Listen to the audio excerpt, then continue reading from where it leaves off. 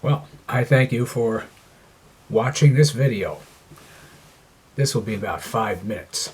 Today is December 5th, 2021, and I'm reading a piece I wrote about almost 30 years ago, and it's called Tragedy.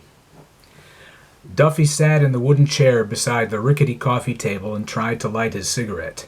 The cheap lamp on the coffee table gave little light, and Duffy couldn't quite tell if the match was striking the proper side of the matchbook. The 1 o'clock showing of the 11 o'clock news was in process, the volume painfully low. She couldn't hear, but Duffy had to read the lips at this low volume, and he couldn't watch the screen while trying to get the match lit. He paused, thinking she stirred. He wondered if she would be able to hear the match being struck. He resumed, and managed to get the match going. He lit his cigarette. He chuckled at the notion of exploding after inhaling. "Lot of whiskey," he muttered. He was grateful for one thing. He had ridden a bicycle this time. There's not a hell of a lot of damage you can do with a bicycle, Duffy thought. To reassure himself, he thought back over his ride home. He'd left the barmaid a decent enough tip. Thank God, he thought, because he'd had to count several times to satisfy himself that it was 15%. 75 per $5, right? And out of $16.50 worth of drinks, $3.50 was fine. It was good. And he left with a wave. She smiled back. It was a safe night. No off-color remarks had been made. Nothing untoward had passed his lips. Nothing which could be taken the wrong way had escaped from him. He'd even left the bar without putting a song on the jukebox before he left. He'd needed no fanfare tonight.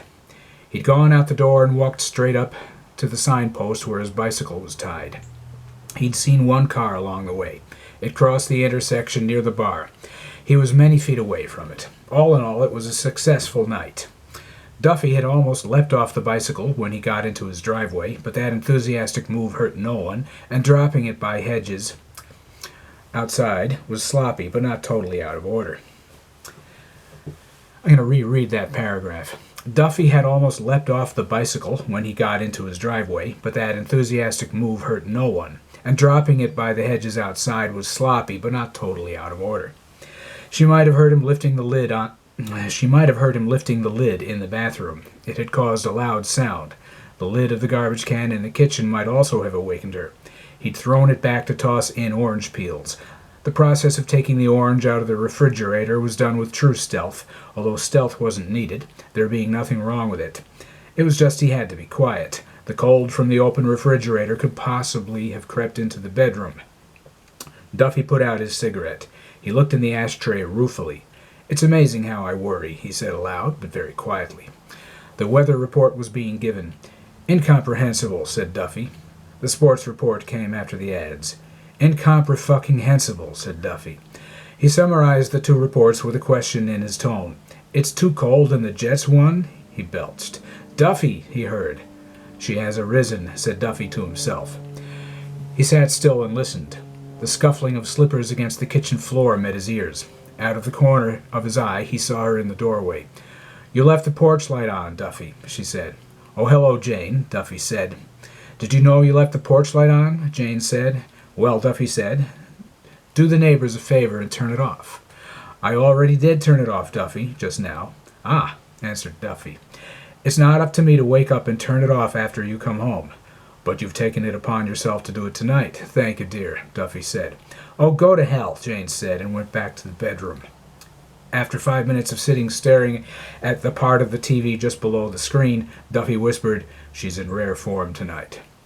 Some game show was on the screen now. Duffy got out of his chair and went back into the kitchen. He opened the refrigerator.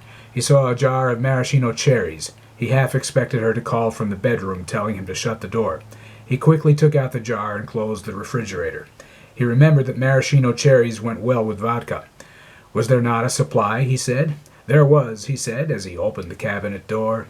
There wasn't much left, but there was enough to fill a smallish glass. With some juice from the jar of maraschino cherries, and maybe 3 cherries, it would be brimful of sweet-tasting evening splendor. The fluorescent light from the sink buzzed dutifully as Duffy quietly poured. It was the soft background to Jane's snoring. Duffy sang snatches of songs about twilight. He put 4 cherries in the glass and slurped from it before too much could drip into the sink. He sipped some more and walked carefully into the other room. Sitting down, he put the glass by the ashtray and lit another cigarette, this time with ease. He tried to ignore the game show. He could not fathom what they were trying to figure out. He found himself looking in the eyes of a woman contestant. He felt he understood her. She didn't seem at all confused. She was just trying to win money fair and square. The ludicrous surroundings of the show did not deter her. If she lost, she lost. Fame wasn't it. She could use some cash, he could tell. He looked at the ashtray. His cigarette was almost burned out. He inhaled the last tolerable bit. It was distasteful. He lit another match, but it flared up too suddenly and burned his thumb. He tried to light the final match, but over and over it yielded nothing. He went into the kitchen to look for more matches. He opened a drawer in the kitchen cupboard. The slippers made their scuffling sound. "What are you looking for?" Jane said. "Oh, hello, Jane." "I said, what are you looking for?" Duffy stood taller. "I would just have matches, madam," he said. "Why? Do you want to burn the house down?" "No." "You know, with you coming in stinking drunk all the time—" "I'm not stinking drunk." "Let me smell your breath." Duffy laughed. "I want to see if you've been drinking," Jane said. "I will not submit to this." "You've submitted before." "Well, of course I've been drinking. This is a secret?" "Well, then you can't have matches." "Oh, for Christ's sake." "Well, let me smell your breath." "Why do you want to smell my breath?" "To see how much you've been drinking." "Why should that matter in regard to whether I can have a cigarette?" "I only said you couldn't have a match if you've been drinking too much." "You are being evasive, woman." There he goes again with this woman thing. There was a pause in which Duffy wondered if he should smile or frown. "You've obviously had way too much." "All right," shouted Duffy. He said more calmly, "You can smell my breath." He wanted a cigarette. She stood right in front of him. He exhaled. Jane backed away, waving a hand in front of her face. "All right," she said, "I'll light it for you." "Why," Duffy said, "this is disturbingly deferential." "I'm monitoring you," said Jane. "Get a cigarette." Duffy went into the other room. He picked up the pack and put it in his shirt pocket. As he got into the kitchen, Jane produced a matchbook from the pocket of her nightgown. Her back was to him. Thinking she might not have seen him, Duffy quickly went back to the other room and took 3 gulps from his drink. He put it down and went back into the kitchen. He tottered. She turned to him and smiled.